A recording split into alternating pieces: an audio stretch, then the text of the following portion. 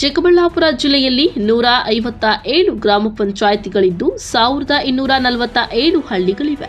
ಇವುಗಳಲ್ಲಿ 13 ಗ್ರಾಮ ಪಂಚಾಯಿತಿಗಳ ವ್ಯಾಪ್ತಿಯ 17 ಗ್ರಾಮಗಳಲ್ಲಿ ಕುಡಿಯುವ ನೀರಿನ ಸಮಸ್ಯೆ ಉಲ್ಬಣವಾಗಿದೆ.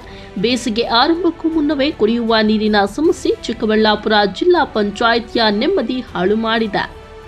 ಇದರಿಂದ ನೀರು ಲಭ್ಯವಿರುವ ಖಾಸಗಿ ಬೋರ್ವೆಲ್ಗಳನ್ನೇ ತಿಂಗಳ ಶುಲ್ಕದ ಮೇಲೆ ಬಾಡಿಗೆಗೆ ಪಡೆದು ನೀರು ಸರಬರಾಜು ಮಾಡುವಂತೆ ಚಿಕ್ಕಬಳ್ಳಾಪುರ ಜಿಲ್ಲಾ ಪಂಚಾಯಿತಿ ಸಿಇಒ ಪ್ರಕಾಶ್ ನಿಟ್ಟಾಲಿ ಆದೇಶ ಮಾಡಿದ್ದಾರೆ.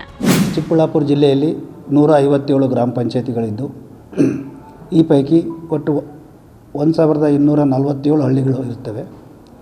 ಈ ಎಲ್ಲ ಹಳ್ಳಿಗಳಲ್ಲಿ ಕುಡಿಯೋ ನೀರಿನ ಅಭಾವವನ್ನು ನೋಡಿದಾಗ ಪ್ರಸ್ತುತ ಕೇವಲ 20 ಹಳ್ಳಿಗಳಲ್ಲಿ ಕುಡಿಯೋ ನೀರಿನ ಅಭಾವ ಕಂಡು ಬಂದಿರುತ್ತದೆ. ಅಂದರೆ ಅಲ್ಲಿರುವಂಥ ಬೋರ್ವೆಲ್ಗಳು ಪೂರ್ತಿಯಾಗಿ ಏನು ಬತ್ತಿ ಹೋಗಿರೋದಿಲ್ಲ, ನೀರಿನ ಈಲ್ಡ್ ಅನ್ನೋದೇನಿರ್ತದೆ ಈಲ್ಡ್ ಕಡಿಮೆ ಆಗಿದೆ.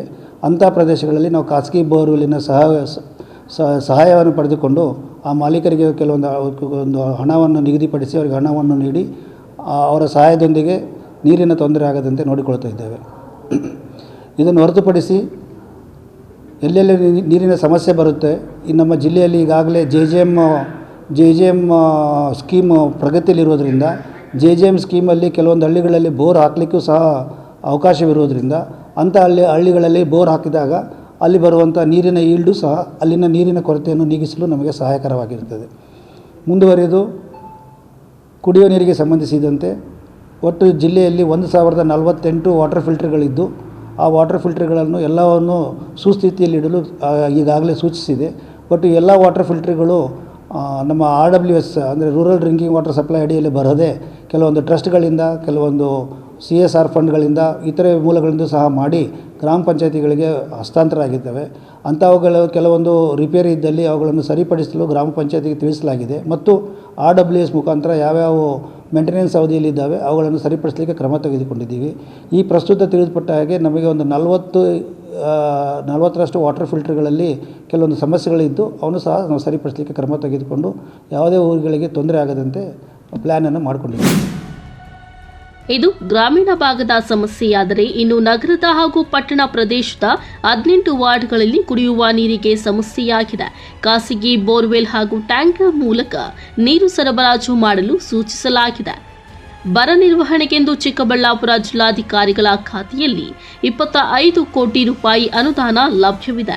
ಇದನ್ನೇ ಬರ ಸೇರಿದಂತೆ ಕುಡಿಯುವ ನೀರಿನ ಸಮಸ್ಯೆ ಬಗೆಹರಿಸಲು ಬಳಸಿಕೊಳ್ಳುವುದಾಗಿ ಚಿಕ್ಕಬಳ್ಳಾಪುರ ಜಿಲ್ಲಾಧಿಕಾರಿ PN ರವೀಂದ್ರ ತಿಳಿಸಿದ್ದಾರೆ. ಸೇರಿ ಸುಮಾರು 5,39,00,000 ರೂಪಾಯಿ ತಹಶೀಲ್ದಾರ್ ಅವರ ಅಕೌಂಟಲ್ಲಿ ಈ ಬರವನ್ನು ನಿರ್ವಹಣೆ ಮಾಡಲಿಕ್ಕೋಸ್ಕರನೇ ಕೊಟ್ಟಿರ್ತಕ್ಕಂಥದ್ದು. ಇದರಲ್ಲಿ ಕುಡಿಯ ನೀರಿಂದು, ಮೇವಿಂದು ಎಲ್ಲದೂ ಕೂಡ ಎರಡೂ ಕೂಡ ಸೇರಿಕೊಂಡಿದೆ. ಮೇವಿಗೋಸ್ಕರನೂ ಕೂಡ ಮುಂಬರುವ ದಿನಗಳಲ್ಲಿ ಮೇವಿನ ಕೊರತೆ ಆದರೆ ಮೇವನ್ನು ಸಾರ್ವಜನಿಕರಿಗೆ, ರೈತರಿಗೆ ಒದಗಿಸಬೇಕು ಅನ್ನೋ ಉದ್ದೇಶದಿಂದ ನಾವು ಮೇವಿಗೆ ಟೆಂಡರನ್ನು ಕೂಡ ಕರೆದಿದ್ದೀವಿ.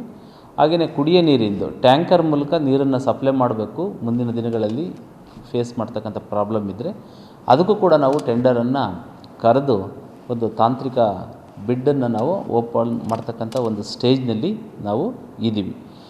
ಹಾಗಾಗಿ ಈ ಜಿಲ್ಲಾಧಿಕಾರಿಗಳ PD ಖಾತೆಯಲ್ಲೂ ಕೂಡ ನಮಗೆ ಒಂದು 20 ಕೋಟಿ ರೂಪಾಯಿಗಳು ನಮ್ಮ ಖಾತೆಯಲ್ಲಿದೆ. ತಹಶೀಲ್ದಾರ್ ಖಾತೆಯಲ್ಲಿ 5.5 ಕೋಟಿ ಇದೆ.